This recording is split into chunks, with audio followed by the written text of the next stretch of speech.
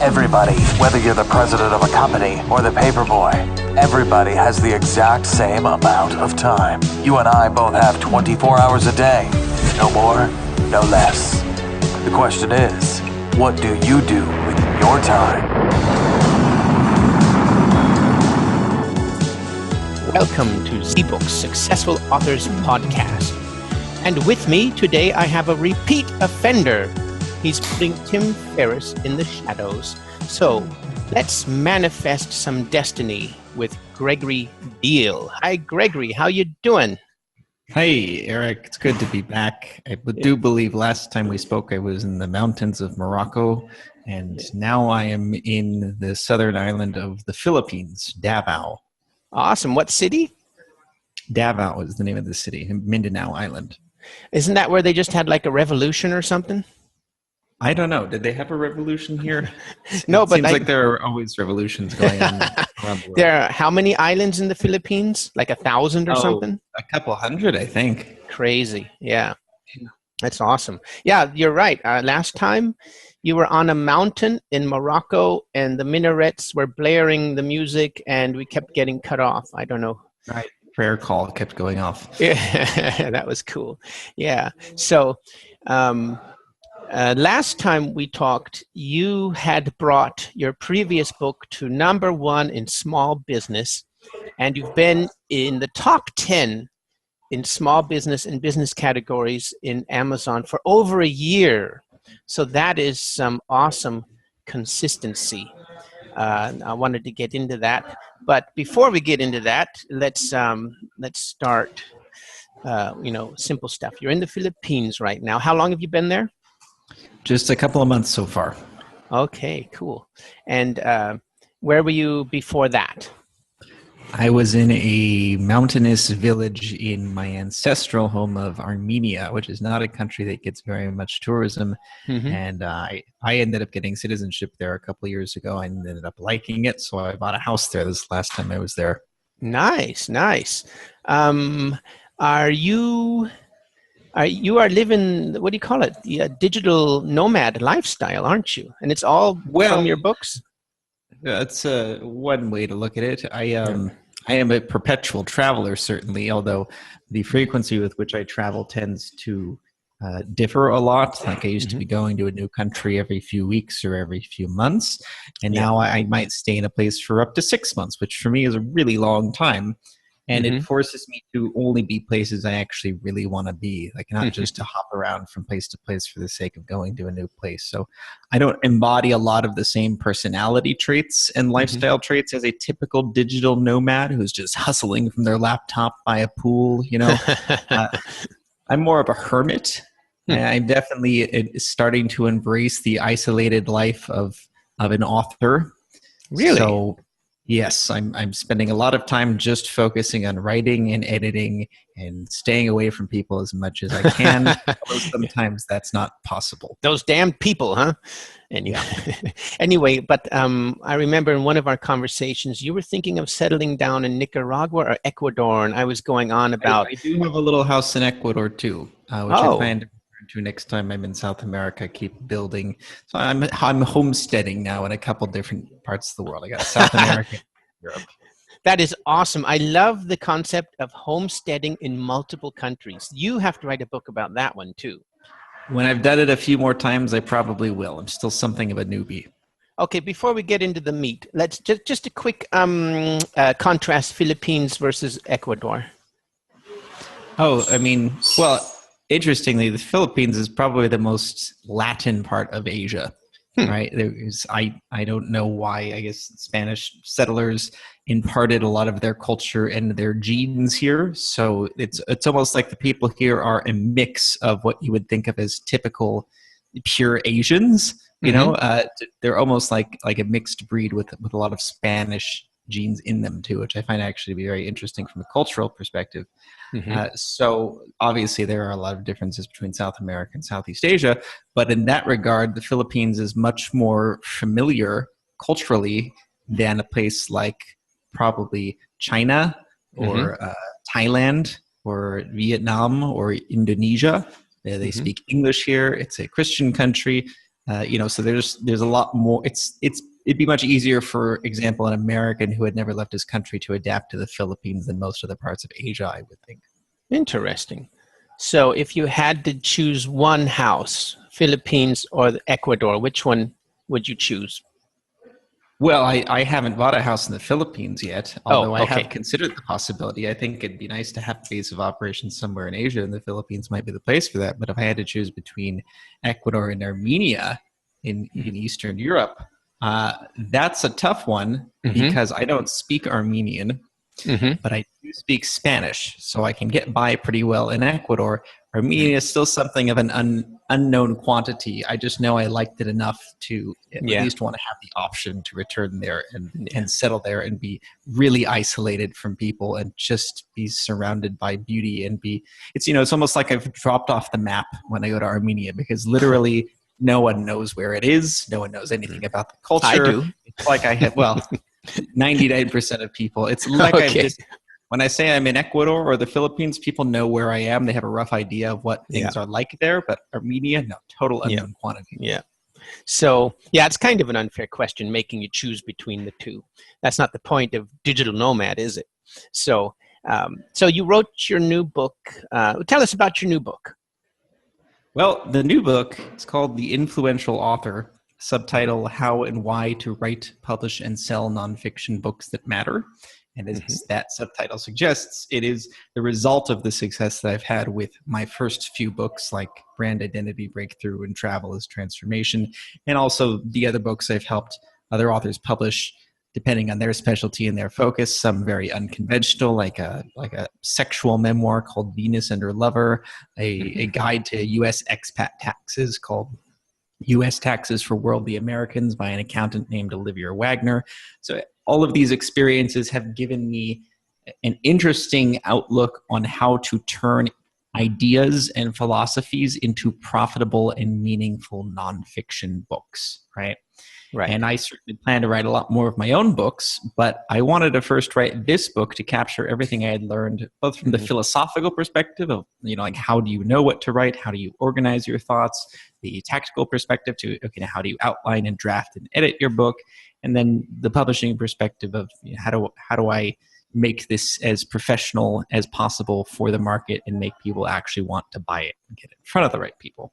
It ended up being a pretty long book. It's over 500 pages, which is more than twice as much as I've written on any other subject so far.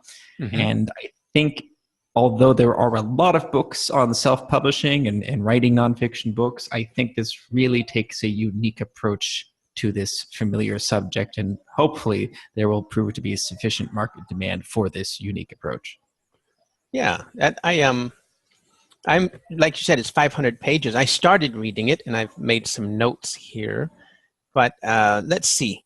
Let's get into. I have to call up my notes first. So what did you do differently with this book than the previous books? So, for example, with your marketing, what has changed? Well, I'm much more familiar with the landscape of how to get visibility to books now, even though it is different for each book, because each book has a different audience, unless you were just writing a bunch of books on the same subject, which I guess some people do. But every book that I've written or produced for other people has been pretty different from all the others, right? So I can't just keep spamming to the same people, hey, check out my new travel book, because I only have one travel book and I don't think I will write another travel book, or if I did, it would be so different than Travel as Transformation that it might not even appeal to the same people, right? Although there probably are, some subcategory of people who would just like to read anything Gregory Diehl writes because they like the way I think. That's not necessarily sad that you've got fans that want to read everything you want. Yeah, I don't know how to target those people, though. There's no way to promote specifically to those people unless I cultivate them myself and have my own list, of course, which is a common tactic for many authors, but not one that I've actually used very much. I'd rather be focusing on bringing new faces to my work than just marketing to the same people who already know that they like me. I want to create as much word of mouth as possible. I want to have the broadest reach possible of whoever will benefit from what any of my individual books has to offer. Okay, so, fair enough. Yeah, to me, it's just the targeting element is much easier now, knowing specifically what kind of person is going to find this valuable, even if they've never heard of me. So I'm looking at your book, And we're going to take a deep dive on that in a minute for sure, my friend. But I just have to get some of these quotes out of your book because they're pretty cool. So the one was that no, the mass publishing of printed books in America began in 1638, and without the pen of pain, the sword of 18 audience could change the world. Oh man, I messed that one up. I think I know what part you're referring to. Yeah. So without Thomas Paine, there would have been no revolution. Okay, so in that section of the book, it's very early on. Actually, I think that's the first chapter of the book, the historical influence of writing. I'm trying to give examples of, while communication mediums have come and gone throughout our history as a technologically advanced species, we still have books in roughly the same form as when they were first being mass printed, even now, some 400 years later. And I think there's a very important reason why books have remained what I call the gold standard for ideas that matter. And I give a few examples, one of which is Isaac Newton's Philosophiae Naturalis Principia Mathematica, which means mathematical principles of natural philosophy, which some people consider the most important mathematical text ever written and more or less directly responsible for the Industrial Revolution and all of modern science. Right? And he didn't want to print it, did he? He didn't want to write it. Yes. Yeah, and I mentioned that apparently, it was his friend, astronomer Edmund Halley, who insisted, this is so important, you absolutely have to publish this. I will pay for this just because I believe the ideas need to get out there. And then not even within Isaac Newton's lifetime, but a generation later, apparently, is when it started to actually pick up speed and people started saying, wow, this is gravitation. Wow, the laws of physics. This is pretty wild stuff. We got to pay attention to this. Yeah. So that just shows you, too, it demonstrates another point that books have a certain timeless longevity that you're not going to find in music, most music or movies or YouTube channels or podcasts, ironically, like what we're talking about now. Like, do you think there's going to be the same demand and value for the conversation we're having right now in the form we're having it 100 years from now? Almost zero chance, basically, right? But books have this timeless longevity that even generations after the author has died, they can continue to spread and grow and have this amazing influence. And the Thomas Paine one you mentioned was, I give the example of Common Sense, written by Thomas Paine during the American Revolution, which many historians believe to be basically the most direct cause of the American Revolution. That if Thomas Paine had not distributed this pamphlet throughout the 13 colonies, basically none of the common people would have been in favor of independence from the British colonies. And that quote came from John Adams, who said after signing of the Declaration of the Independence and establishing independence, without the pen of Paine, the sword of Washington would have been wielded in vain. So that's what it was. Very good. War, the fighting wouldn't have meant anything if you didn't actually have mass support from people for this literally unprecedented cause, right? As far as my understanding of history, that something like the American Revolution, true independence from a former monarch, had never happened before at all in history. And since then, it's happened many times, probably because the U.S. independence was so successful, and all that can be directly traced back to the influence that Thomas Paine's Common Sense had by distributing that book. That's awesome. And I'm not thinking necessarily that anyone who reads the influential author is going to be the world's next Isaac Newton or Thomas Paine, although it's a possibility. But you don't have to be one of the most important influential geniuses or social revolutionaries that ever existed to have meaningful influence and have ideas that are worth spreading and sharing in the form of a book. And you go on to say, Common Sense challenged the institution of the British monarchy and became the best-selling book per capita in American history. Do you know how many books that was? I cannot recall offhand. I do remember I verified this statistic in a couple of different sources, and I seemed pretty consistent that what they had to say was that, per capita, there were far less people in America, right, back in 1976 than there are now. But the point is that, some ridiculously high percentage of that small number of people had a copy of Common Sense. But that's cool. The book that helped start America was also one of the best sellers of all history, American history. That's fitting. I like that. Yeah. Okay, so what else has changed? How has your writing and editing changed? Well, I'm much more aware of the mechanics of writing, and I like to think of it as transmuting thoughts into written words. And some people struggle with writing because they don't know what they want to write. They haven't formed the thoughts yet, the ideology, the paradigm, the structure of knowledge in their mind, so they have nothing to transmute. So they're sitting there trying to think, what am I trying to say here? So they can't transmute something that doesn't exist yet. And then other people have problems with the actual transmutation itself, where they know what they want to say. It all makes perfect sense in their mind, but they don't have enough practice of putting it down as words that will be decipherable by someone else without incurring a lot of cognitive stress. And I've more or less solved both of those, because I don't start writing a book now until I am sure that I know exactly what I'm trying to say and that I have enough to say that will justify the existence of an entire book. Like, I wouldn't just start writing a book because I had a mild interest in something. Like you gave the example of homesteading in other countries. So that's something I've done twice now, which is probably more than most people, certainly. But it's something that just sort of happened spontaneously because at the time it seemed like a good opportunity. Like, I'm interested in that subject. I would read books other people had written about that subject. But if I sat down and tried to write a book, I'd probably write a few pages about my experience so far, and then I'd be grasping at straws. Like, okay, where do I go from here? I don't know. I don't know enough about the subject. I'm interested in the subject, but there's not enough knowledge in my head to go from here. Yeah. And so I write about things that I know I have an enormous amount of things to say about that subject, because I'm very opinionated and I'm very experienced in that thing. And I've seen most angles of that thing, so I can approach it, in a comprehensive and cohesive manner. Yeah. And I'm much better now, too, at just the mechanics of actually writing, which I think only just comes with practice, right? It's like any other activity. Through repetition, you get better and better and better at it. The endurance required to sit and write, or not even necessarily sit and write for many hours at a time, but maybe you write a couple paragraphs now, take a break and play video games for an hour, come back, write a few more paragraphs, go back to the first chapter because you just remembered you wanted to add something in that part about such and such. Your brain just gets better at dealing with large amounts of text and adding to and deleting in the case of editing and rewriting. It's like anything else that just through enough exposure, your brain adapts and learns how to work in this new universe. So how long did it take you to write these 500 pages? Well, that's hard to answer because, it's not like I'm working on it 16 hours a day every day. Yeah. But I had the initial inspiration for the book about a year ago.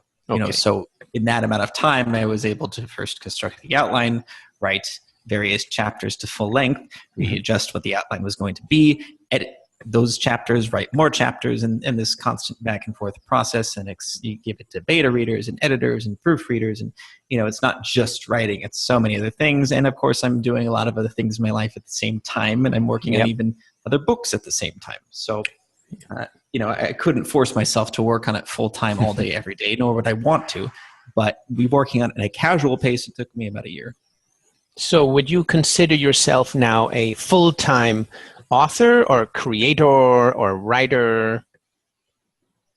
I'm not a full-time anything. I don't limit myself to one set of creative opportunities. I would say books are my main focus right now. Okay. And I would like to write a lot more of them, and that concerns me more than most other things I could be doing with my time. It's not my only source of income, but it is a good one, and it is a good way to focus my creative nature. And I can, it is very personally rewarding for me if I can actually get a really good book written that actually teaches important things to people. And I know I'm just beginning in that regard. And the next books I write are probably going to be exponentially more meaningful and valuable for the people who read them. Yeah, that's fun, isn't it? Yeah, well, it's stressful and tedious at times, sure. Yeah.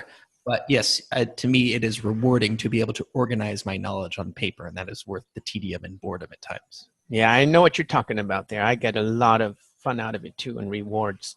So let's get back to what we were talking about. You were saying you had the problem targeting, or was more difficult targeting your true fans, kind of the diehards. So let's talk about ads and how you target then. How are you doing it? Well, most of the ads I run are just the ones that are on Amazon's native platform. You can. They used to call it AMS, but I think they recently rebranded it to Amazon Advertising. Yeah, I think so. Yeah. Yeah. And to me, that just makes a whole lot more sense than basically any other kind of ad you could run, like social media marketing or paying people to tweet out thousands of tweets about your book. Because when people are on Amazon looking at other books that are similar to yours or searching keywords that are related to your book, they're already looking to buy a book, right? Yeah, They just need to know which one or which ones, in the case of multiple purchases, they should be buying. So at that point, all you need to do is insert your book into their perception and say, hey, how about this one? Does this answer the question that you're asking? And if you've done your targeting well, like, getting it to show up on related books and in related subject categories and for a related subject keywords, then the answer is very often going to be, yes, that is what I was looking for. Okay, let's try that one. $9.99? Sure, no problem. So, but have you, Facebook ads were the gold standard for a long time before Amazon ads came out. So have you tried those too?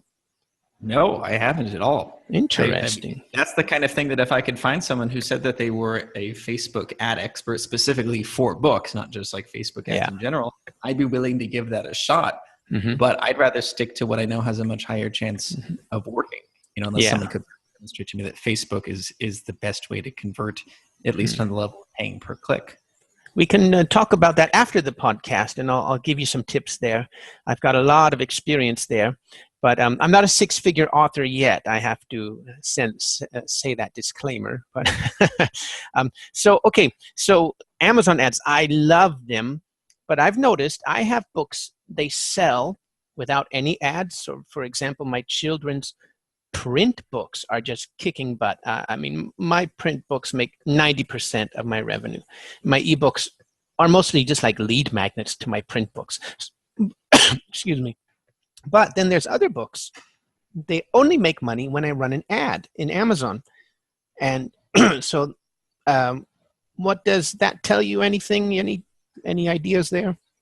Well, I would just ask how the people are finding your print books without any ads, right? There has to be some way that they become aware of them. Maybe they're ranking really highly in certain categories and they show up search terms, or you've just got this huge underground cult following that you don't even know about. And people are constantly saying, well, check out this guy, Eric Z's print children's books. Yeah. But one way or another, they have to find out about it, right? There's this wonderful tool called Yazoo, but you don't actually need that. But Yazoo is a visual display of all the products and books, not just books, but products that link to your book. I think it's called yazoo.com. So I could see in that tool straight away that Amazon's algorithm has picked my one or two books up, and I'm pretty sure that's where the traffic is coming from. And then, you get the Christmas bump too. But I was more wondering, with the other one or two books, they do really well when I run keyword ads, and then once I stop the ads, then it just drops off like night and day. So I'm wondering, I'm thinking of different ways to get those books to stick in the algorithm. Yeah, I know that if you get enough sales from a certain type of audience who read a certain type of books and have it in their Amazon account that they have bought these books. And of course, your book will start showing up more under the section called customers who bought this book also bought these other books. And so it's really cool if you can get your book to show up in that for another book that is very popular. It just depends if it's the kind of book, I think, where people only need to read one book and then they're done, or if it's the kind of subject where they want to read everything possible about that. I think something like business books is the kind of subject where you're going to read half a dozen books on the same subject just to learn everything you possibly can about it. So brand identity breakthrough probably really benefits a lot from this shared promotion with other branding books. Then I don't view them as my competition. I view them as complementary. I think if you read their book, you say, that was pretty good, but now I want to learn a little bit more about, or I want a little bit more intellectual approach to say, oh, well, people who bought this book also bought this other book by someone I've never heard of named Gregory Diehl. Let's check that one out too. Right? So what is this shared promotion that you just mentioned? Well, in that case, it was specifically meaning Amazon's, customers who bought this book also bought other books, but you can, of course, any way that you can work it out, reach out to other authors who write complementary books to yours and see if there's some way you can co-promote with each other. Yeah. Have you done that? To a limited degree. Actually, the guy who wrote the new foreword to my recent update of Brand Identity Breakthroughs, his name is Kyle Gray. Mm-hmm. And he wrote a similar competing book called The Story Engine, which was about, producing content to grow I think your I've heard brands. that. Yeah. Yeah. Yeah, well, it shows up a lot on my book's listing, and my book shows up a lot on his listing, so it was a natural fit. And again, they're not directly competing with each other. Like they take very different approaches to a related subject. So if you read mine and you want a little bit more like hands-on tactical advice on how to implement the principles of brand identity breakthrough, The Story Engine is probably a pretty good book to read, or vice versa. If you read his and you want to go a little bit deeper with the philosophy and the principles behind a good brand, then you might want to read mine, right? Or any of the other dozens of branding books that have ever been written. And I have a feeling, based on what I know about the market for books on self-publishing and authorship, the same will probably apply there. That if I can cross-promote with my quote-unquote competition, that will probably benefit both of us. Cool. So what is like on the horizon? Are you going to make a box set with him or something? Or I have no idea how that would work on Amazon, but if you have another author who has an emailing list or a large social media following, then why not exchange promotion of each other's books? But I think in the case of Kyle Gray from The Story Engine, just having his name as the author to the forward on my book probably helps us both, just having that name association between the two of us.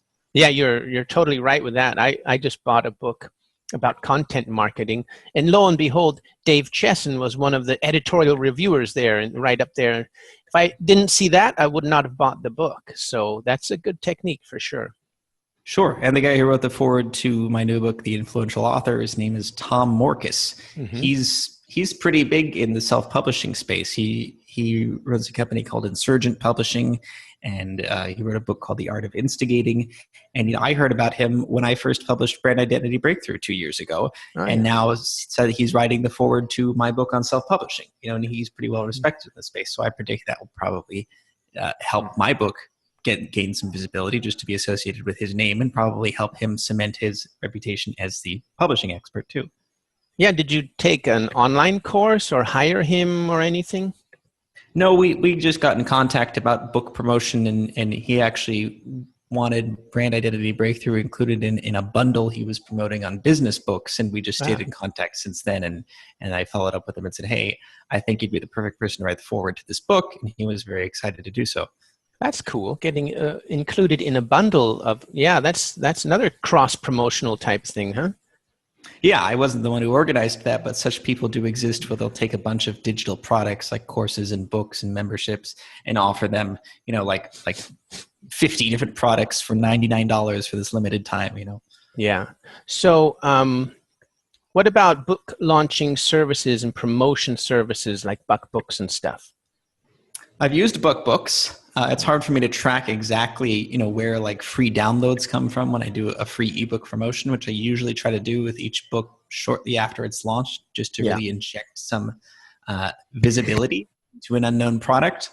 And actually, I think every free ebook promotion I've done, again, whether it's like an aphrodisiac cookbook or a travel and philosophy book, has gotten to the top 100 of free ebooks on Amazon during the day that it's being promoted, which I guess must be pretty good, like a few thousand free downloads.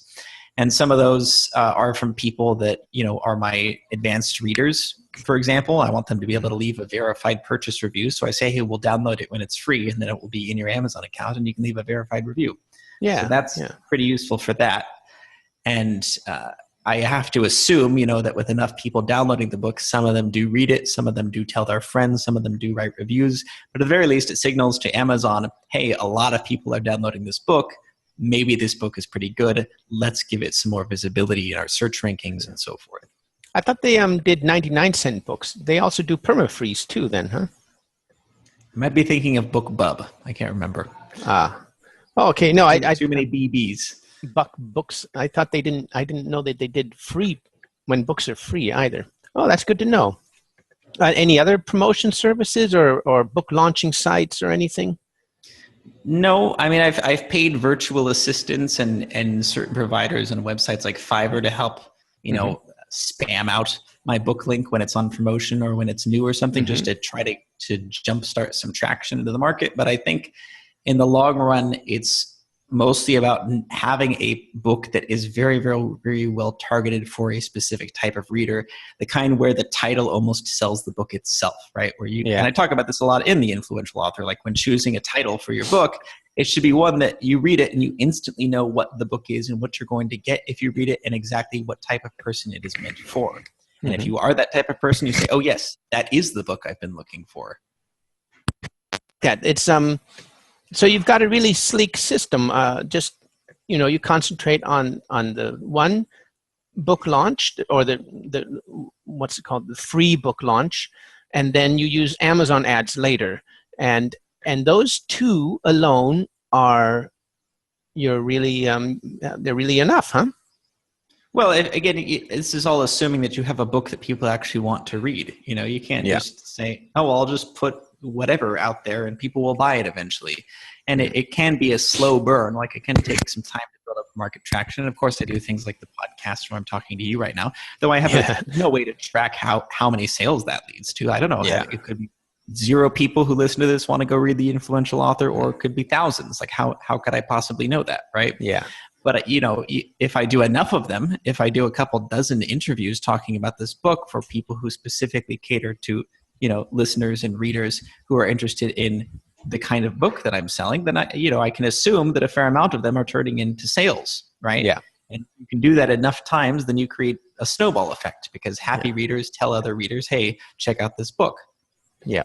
Well, I like that, because instead of doing Pinterest ads and Facebook ads and Twitter, whatever, then you just stick to your 80-20, the two systems that really work well, and go deep with them. And it looks like it's working well. So I'm sure that if I wanted to invest a lot of my time into trying new promotion strategies, I could find ones that were a lot more effective, or I could be putting a lot more money into paid ads and getting a much larger return. Yeah. And I fear that if I do that, then most of my job will be promoting, right? Now I have a system that, at least once it's set up, is mostly passive. It doesn't require a lot of interaction from me. The book keeps selling. I keep getting royalties in my bank account, and I can focus on writing the next book. And that's what I want to be at. That's what I love about books. When you get them right, then they are the closest thing to passive income out there. And so, like I said, my one book is selling without any advertisement, nothing. It's just making profit for years now, and I'm loving it. But so it's really interesting, because it's a little bit of a contrast now. Right now, Shane Silvers is burning up the blogosphere. He was on Mark Dawson's podcast, and he did Facebook ads. He took Mark Dawson's course and learned Facebook ads. And with two books, novel-sized books, then he's like this, maybe not the exception, but also not typical results. He went straight to, $10K a month, and now he's going to have a 6 or 7 figure year even. And then he did the thing where he set up then a novella, so permanently free novella for the start of the series. And it's so funny, because in the podcast, he's never even tried Amazon ads, doesn't even know about them, So he's the other side. He's doing only Facebook ads, and you're doing only Amazon ads, and you're both successful. I love it. Maybe I got to take a few lessons from that guy. Yeah. Oh, yeah. Definitively. And you know what? Even in the podcast, he's mentioned that he's taking on authors, but only a few, because he's not a book promoter. He's not, a writing school. He just wants to help a couple of authors, probably in fiction. He's a fiction writer. So that's another thing I like. He does it with fiction. You are going nonfiction, and it shows you can make it in both. And you're both new, relatively new. And, so all those naysayers out there that are saying, oh yeah, Amazon, that was in 2010, the early days. You can't do that anymore. Yeah. Baloney. Look at you and Shane Silvers. It's totally possible. So you're a great example, Gregory. So well, what the path I took is not necessarily the best path for everyone. It depends upon many factors, some of which are in your control and some of which are not. And again, it all depends on the book you're writing, because every book is going to be a completely different product in a completely different market, right? The way I write and the kind of people I appeal to are not necessarily going to be the people that you appeal to or fit the way that you write, right? Yeah. But I really just look at the whole thing as a salesman. Like, somebody gave me this product and told me to find a way to sell it. What would I do? It doesn't matter that I'm the one who created the product too, although I am thinking about those things while I'm creating the product. But in terms of presentation and promotion, I'm just thinking, what will instantly convince anyone who becomes aware of this? Oh, yes, that's the book I want. That's worth my money. Right. Right. So, okay, what about your next projects? What's on the horizon?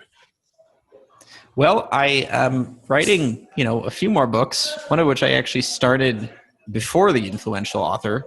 So this is like 2 years ago, and it kind of blew up out of my control. It's only 50,000 words, so it's not that long of a book. That works out to, probably less than 200 pages. Pretty typical length of a book compared to the 130,000 that went into the influential author. Yeah. And this is something I talked to about in the book. The length of the book is not what determines how long it's going to take to write it or how hard you're going to have to edit it, right? It's the complexity of the message. And in the case of this book, the working title is The Exceptional Identity, The Exceptional Individual. Sorry, I'm getting my own books mixed up.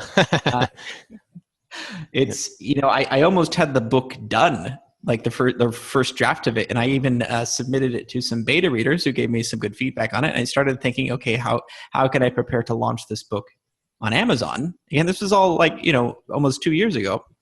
And then I realized during the process of beta reading, this isn't going as broad or as deep as I want this book to go. I'm not reaching the right people here, and the message is not as complex and detailed as I want it to be. Yeah. And then I just started editing and rewriting and restructuring. And then I got too busy with the influential author, and this one's been on the back burner for the entire time. And I still go back to it and touch it up pretty frequently. And I'm hoping it will be ready within the next few months. But that's the nature of being an author and an editor and a publisher and a promoter. Yep. Is I think it's a good idea in some cases to have many projects going simultaneously, each at a different stage of development, because it never gets boring, at least, because you're always doing different types of work on different projects. And it gives you a chance to slow down and reflect, okay, is this actually the direction I want to take this in? Is this actually the best tactic? Right. Well, okay. So what was the name of it? Well, the working title is The Exceptional Individual. It's something of a series of advice for what I call, people who realize that the rules of the game that everyone else is playing by philosophically don't apply to them. They have a fundamentally different way of looking at the world, and they need a different set of rules to live by to match their exceptional nature. Uh-huh. So I'm reading here, and you were talking about some other people you're helping get bail, leave jail. Yeah, that's get bail, leave jail is the author is Sean Plotkin. He's a California bail bondsman who I've been working with to prepare, and his book should be published shortly. And it's the first and only guide in the form of a book to everything you need to know about hiring and working with a bail bondsman. Interesting. It's not something I've ever thought about before, because I don't anticipate ever getting arrested. But if you ever do get arrested, rightfully or wrongfully, call him up. it's kind of essential to understand, what your options are for getting released before you go to trial, and bail bondsmen are, the primary way that you do that, unless you have a lot of money to pay your own bail. And as I've learned working with him on this book, it's even if you can afford your own bail, it's often not a good idea to actually put up your own money for bail for reasons he goes into. And it is actually better strategically to use a bail bondsman. And so, this was a good opportunity, similar to the tax book, U.S. Taxes for Worldly Americans, that I helped my accountant friend Olivia Wagner produce. This is the kind of highly detailed and in some cases highly vital and important information that is just sorely misunderstood, because there's just not a lot of good sources of information about it. So if you're the kind of person who ever needs a bail bondsman, where do you go for information? You Google things, you look things up in the yellow pages, and you call your local bail bondsman and say, hey, how does this work? How do I know I can trust you? How much money do you charge? What's the process going to be like moving forward? How do you tell a good bondsman from a bad bondsman, and so on and so forth? And that's a really bad combination when you have obscurity combined with high consequences, such as pissing off the IRS or staying in jail for the rest of your life. That sounds like some valuable information for sure. And so you are mentoring him or helping him? I am overseeing the production. He's writing the book, but I'm overseeing the editing, the beta reading, the publication, and the promotion of the book. And it is nearly ready for release. We've hit a little bit of a roadblock, and we'll probably be out after the holidays. So what about the other one, Venus and Her Lover? Venus and Her Lover was written by a woman named Becca Tizigani, who I actually met in my home in Ecuador. Cool. Who has been on this journey around the world for the last 20 years of learning about tantric sexuality and a lot of interesting ancient philosophies that she has compiled into sort of this manifesto of hidden truths about our nature as men and women and how we interact with each other and how that applies on the individual level of our relationships and the large worldwide political system that we call our Earth, you know? Yeah. And it's very deep, dense, esoteric, very lengthy. We ended up splitting it into two volumes of about 400 pages each. Wow. And it's essentially her life's work, right? And it's, okay. You know, I'm not the target reader for this kind of book, but I see the people who are, and I see how they respond to it. And it's definitely giving me some new perspective on types of readers and types of books and how people respond with, in some cases, really deep passion and fanaticism for a certain kind of book. Like I've not seen anything like that for my books. Interesting. So I would just instantly recommend, if she's got that much material, that she should immediately break out something as a freebie and putting up Amazon right now, you know, like a free something, perma-free book. But okay. So that is also valuable information, sounds like. So let me know when those two books are coming out, and then maybe do another podcast maybe. So sure, you can get one of them on if you want. Yeah, I mean, they both sound interesting. We can talk about that after the podcast too. Okay, so what about audiobooks? This is something that I've been having a problem with because I'm in Germany, and the American Amazon.com ACX platform was blocked for a while. I'll have to check again. But what's your process for audiobooks, or do you make audiobooks? I do. I always do audio. And I think it's a big shame when self-published authors neglect to do audio, except maybe in very rare cases where there's just no market for audio at all, like a cookbook or something. Uh-huh. But in general, for some genres of books, audio is extremely popular, like business books, for example.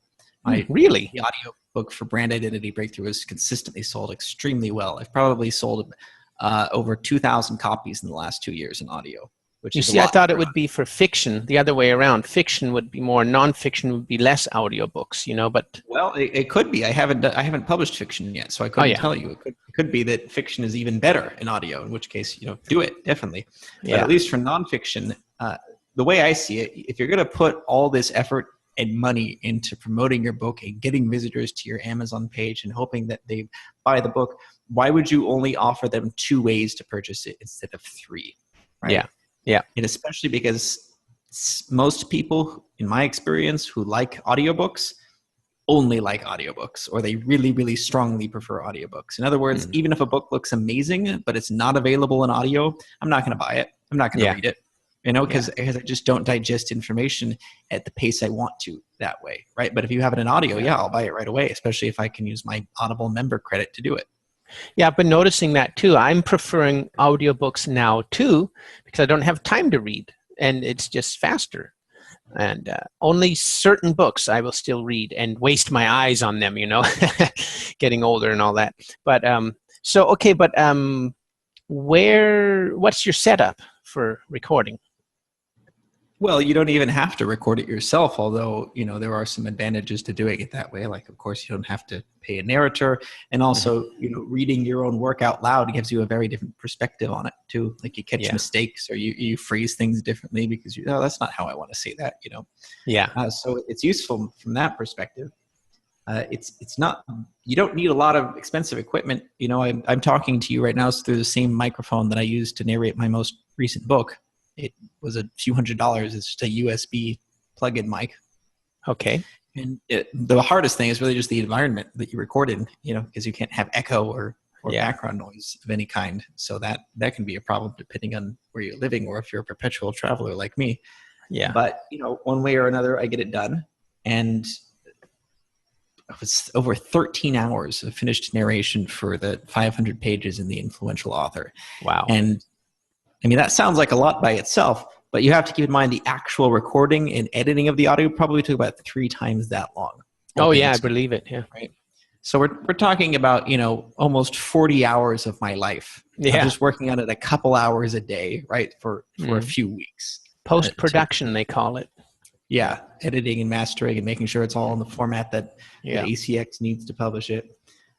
And so, now that's not that much compared to the time it takes to write and edit a book, right? If you're going to spend hundreds of hours of your time writing and editing a book, what's another couple dozen to record the audio? That's my perspective, at least. Yeah. And considering the massive amount of additional revenue and exposure that can bring, it is almost always worth the trouble it takes to do it. Again, unless you're writing in a genre that just, for some reason, nobody would ever want to listen to that in audio. So, did you have any problem with country codes and being blocked because you were in a different country from uploading to ACX and Amazon.com, right? I have never had that issue, no. But if you are facing that issue, I would suggest perhaps a VPN. Yeah, okay. Virtual private network, yeah, another thing I got to buy. Okay, well, maybe they've opened it up again. It's been a while since I've tried. I'm making my own too. So what was that microphone that you use? I'm using a Rode, what's the model number here? NT-USB, something like that. Okay. But there are tons of options out there for less than a few $100s. Okay, yeah, because that's definitely also on my list. I've actually started with my audiobooks too, and it's pretty fun actually. So, all right. So, is your book still on sale, or it's on Amazon already, right? Yes, it is actually. I'm still waiting for the audio to process, so that should be up there within a few days. But the ebook and the paperback are up there now. Still on 99 cents right now. Yes, the ebook is 99 cents currently, though I may change that very soon. So if you want to get it cheap, check it now and see if it's still at that price. Okay. What else? Where can we find you online? Well, if you want to talk to me about publishing, identitypublications.com is the name of my publishing company. You can send me an email, gregory@identitypublications.com, or you can, add me on Facebook. Okay. And The Influential Author is on sale right now on Amazon and anybody else? It should shortly be on, all the major sites, Kobo, Barnes & Noble, and so forth, but for now, just Amazon. Cool. I'm loving the book. Like I said, I started reading it, and I highly recommend it. The Influential Author. All right, my friend. Well, how about your number one tip for our beginning readers and publishers out there? Number one tip is have something worth saying. Don't write a book just for the sake of writing a book. And that's really the crux of why I wrote The Influential Author, to convince people not to just write vanity projects or, I have an idea for a book. Wouldn't it be interesting? But really write something that you have deep passion for and that you have reason to believe that a large number of other people will think is an amazing book too. Use that as your North Star when approaching book writing and publishing, and you'll have a much higher chance of success. Cool. That's a good one. Thank you very much, Gregory. It's always a pleasure talking to you. Yeah, thanks for having me. All right.